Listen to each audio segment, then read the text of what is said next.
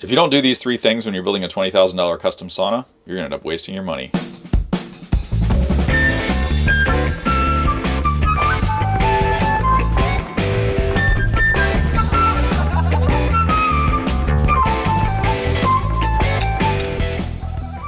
Hi, I'm Matt. I've tested over 30 saunas on the quest to find the best ones for me. I share the reviews and all the resources so that you can make the best choice for your needs. So, in your group, Certified Sauna Community on Facebook, a lady asked the other day, she said, I'm new to saunas. Let me know the best sauna for under $20,000, large enough for one person to lay down and stretch and do yoga.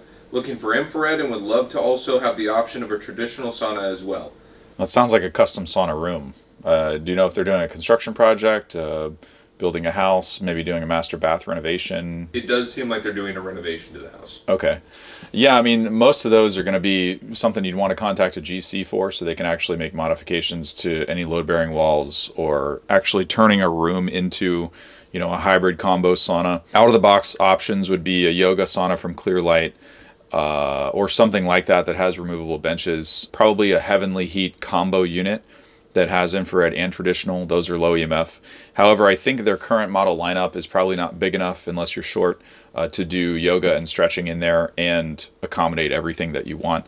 So that leads me to believe that you're really asking for some type of a custom room style sauna, where somebody takes like a 12 by 12 area, frames out a sauna, runs electrical for lighting, infrared panels, a traditional sauna heater, all the accommodations that you would want, probably upper and lower bench, and then a large rectangular floor area where you could do, your yoga and have all your therapies and stuff in one spot. When you're combining traditional and infrared sauna, there's drainage, right? Generally, yeah. If you're going to do a lot of moisture, if you're going to add a lot of water, you're trying to produce a lot of lolly.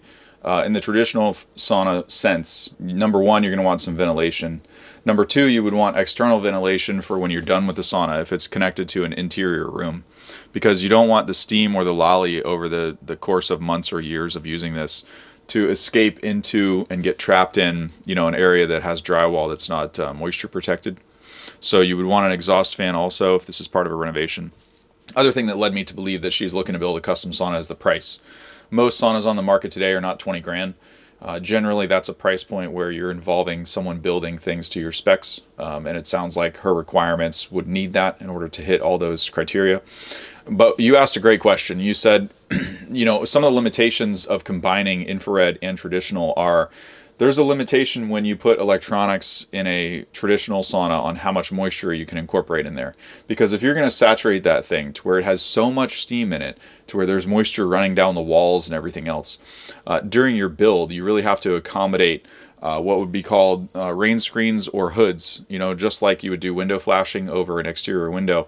You would want to incorporate things like that over your infrared sauna areas.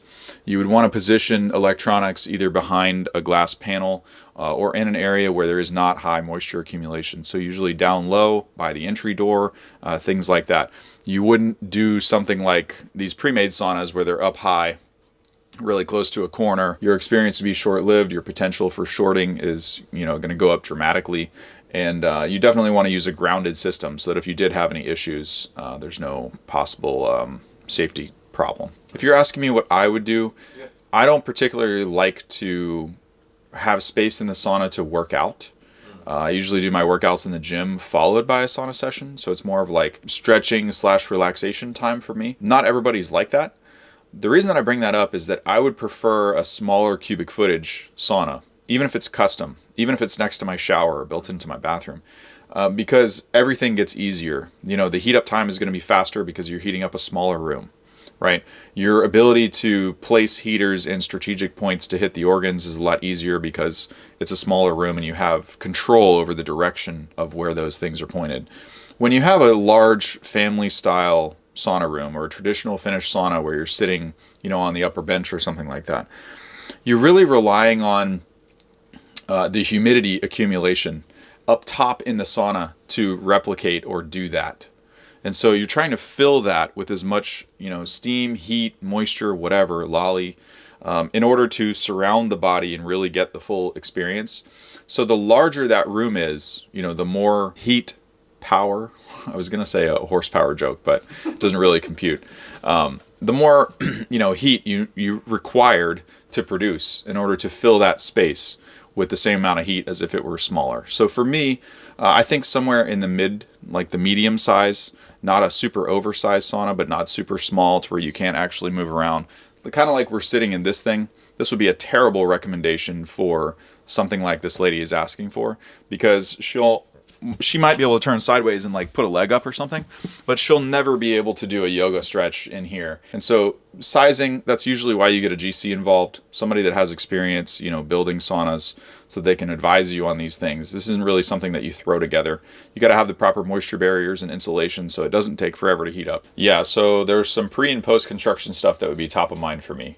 Number one, make sure that all your drops and all your planning is done before you're at the drywall stage. I'm envisioning that maybe this is attached to a master bathroom, master bedroom, something, part of an addition or your new build. Right outside the glass door that leads to this, I would put an additional exhaust fan so that when you're done with however you decide to configure the sauna, if you leave that door open or there's steam billowing out into the other room and you shower and leave the house, over the next couple of years, this doesn't create an accumulation at a high point in the bathroom and has a way to exhaust out of the house, because generally a closet or the master bedroom would be attached to the bathroom, and so you may have a shower exhaust fan or something, but if this is a large place, it could be on the other side of the room.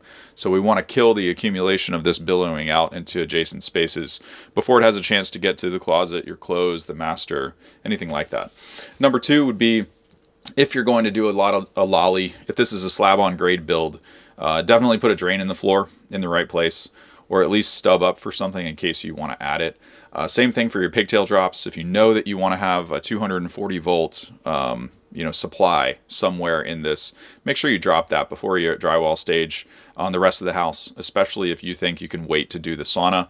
Sometimes running these lines post drywall or post closing up some mechanical areas in other parts of the house creates a huge problem. You'd have to rip that back open. So make sure if you have any control lines that you want to run to an exterior control panel, make sure those drops are done before all that. And then thirdly would be just kind of like a mechanical / design deal. When you do a combo hybrid sauna, if you're talking about a large room sauna, make sure that you're not placing infrared panels that are 10 feet away from where you expect to sit, because there is a fall off rate with the heat distribution on the infrared panel. Yes, it has some throw. Yes, the entire space will heat up with convection of the traditional sauna heater. However, if you really want to get the benefits, you got to be within a couple of feet in order to get some of that penetration into your tissues.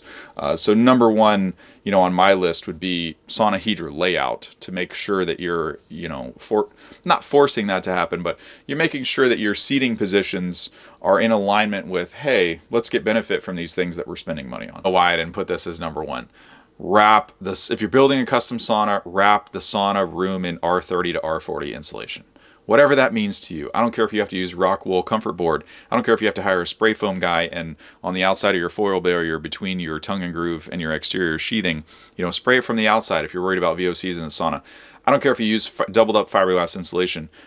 You're talking about fighting an ambient temperature swing. If you live in the cold, we don't know where you live because it's not included in the question, but if you have an exterior wall that is connected to this sauna room or anything like that, you want to make sure you have R30 or R40, because if the glass door to the sauna itself is closed when you're not operating it, so if you only sauna 3 times a week or something like that, think about this, right?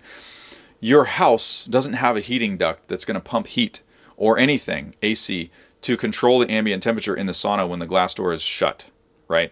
And so the reason that I bring this up is because if you don't have great insulation, the sauna room enclosure itself can be cold, and the outside exterior wall that it's attached to can also be cold. And so you turn this stuff on, you're going to double the heat time if you don't have adequate insulation between the two, or if you're not accommodating or accounting for this. If you're looking for anything we talked about in the video, or you want more resources, the links are in the YouTube description below. Just click expand and they're right there. You can also go to certifiedsaunas.com. On Facebook, it's Certified Sauna Community, or on Amazon, it's the Matt Justice Influencer Store. We'll see you in the next video. Can there be a bonus of the bonus? Okay. Bonus, if you have a nice custom sauna like this in your house, stop wearing your clothes. Your spouse not going to want to come in there if you don't take your shirt off. Just don't fight me on this. Come on. We'll see you in the next video.